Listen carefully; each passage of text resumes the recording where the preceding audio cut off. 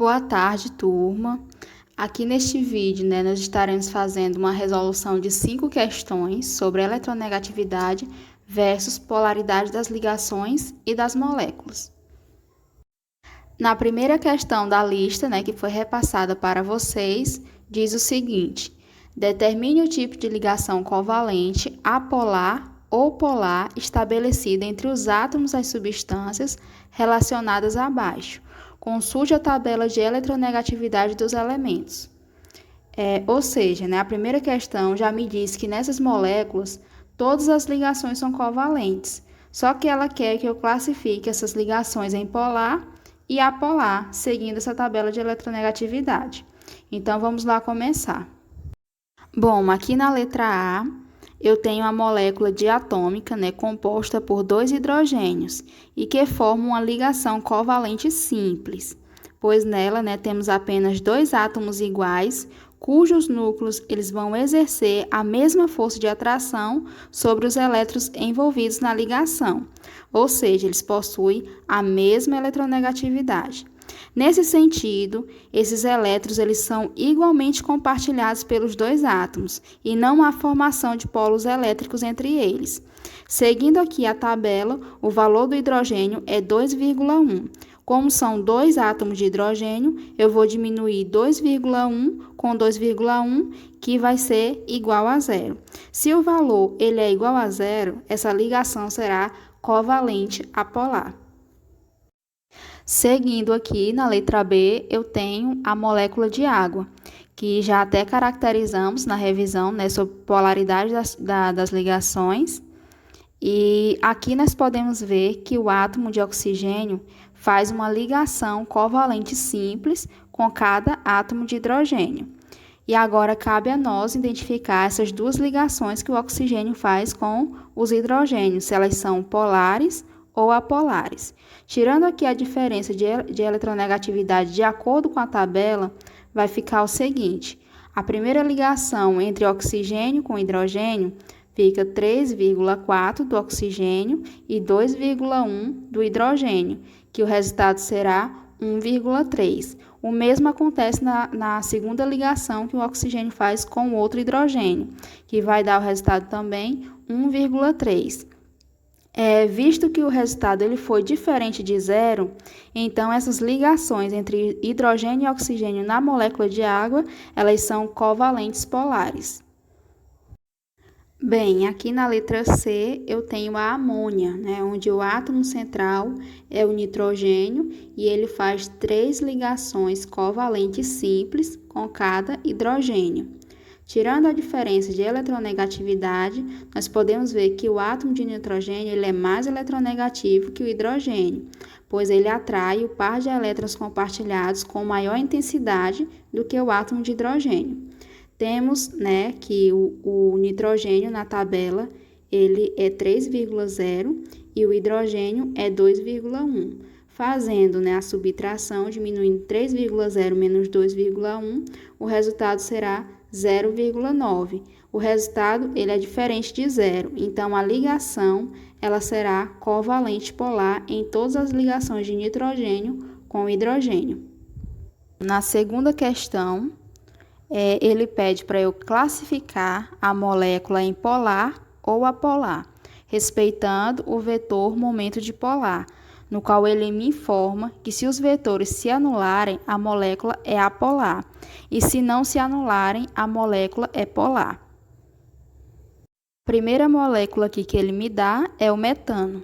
A geometria molecular do metano ela é tetraédrica, e 2 vetores são posicionados na vertical e 2 na horizontal, pois o átomo de carbono ele é mais eletronegativo do que o átomo de hidrogênio. Logo, nessa molécula, 4 vetores momentos dipolar saem do hidrogênio em direção ao átomo de carbono. Assim, os vetores na vertical eles estão em sentidos opostos, logo eles vão se anular. E o mesmo ocorre com os vetores que estão na horizontal. Eles também estão em sentidos opostos, eles também vão se anular. Assim, a soma vetorial é igual a 0. E se a soma vetorial é igual a 0, me indica que a molécula será apolar. Aqui na letra B, eu tenho a molécula de água, que também já caracterizamos, né, a polaridade da sua molécula.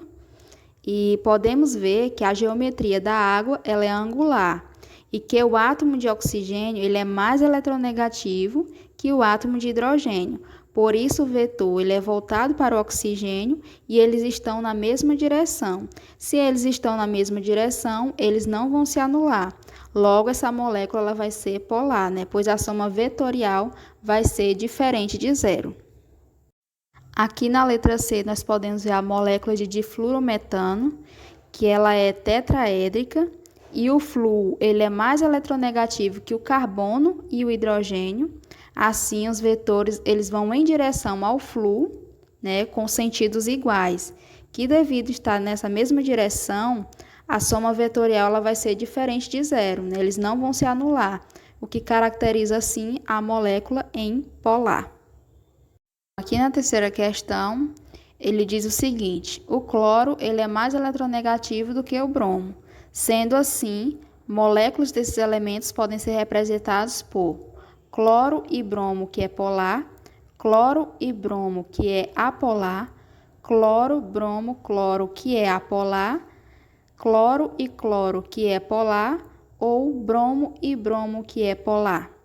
Vamos investigar, né, qual seria a resposta correta. Pessoal, eu percebo que o cloro e o bromo, eles são ametais e que neles podem ocorrer uma ligação covalente simples, com o objetivo, né, de se manter uma molécula estável. Pelo fato do cloro ser mais eletronegativo do que o bromo, ele atrai mais a nuvem de elétrons para próximo de si do que o bromo. Assim, a molécula ela apresenta apenas um vetor que sai do bromo para o cloro e o vetor momento dipolar é resultante. Logo, essa diferença de eletronegatividade é diferente de zero. Então, a molécula ela será polar, que vem a ser correta a letra A. Bom, pessoal, nessa quarta questão que foi repassada para vocês, nós vamos identificar aqui qual molécula tem a soma vetorial igual a zero. O primeiro item que ele me dá é a molécula do gás metano, que nós já até caracterizamos, né, e já sabemos que ela é apolar, uma molécula apolar, pois os vetores eles estão em sentidos opostos, de acordo com a eletronegatividade dos átomos, fazendo com que eles se anulem e a soma vetorial seja igual a zero. Então, o item 1 é uma molécula apolar. Bom, pessoal, aqui no item 2 eu tenho a molécula de disulfeto de carbono, que é caracterizado por ser uma geometria linear, composto por duas ligações covalentes duplas, e o átomo mais eletronegativo é o enxofre. Logo, os vetores eles vão em direção, né, do átomo de enxofre em sentidos opostos, deixando a soma vetorial igual a zero e caracterizando a molécula em apolar.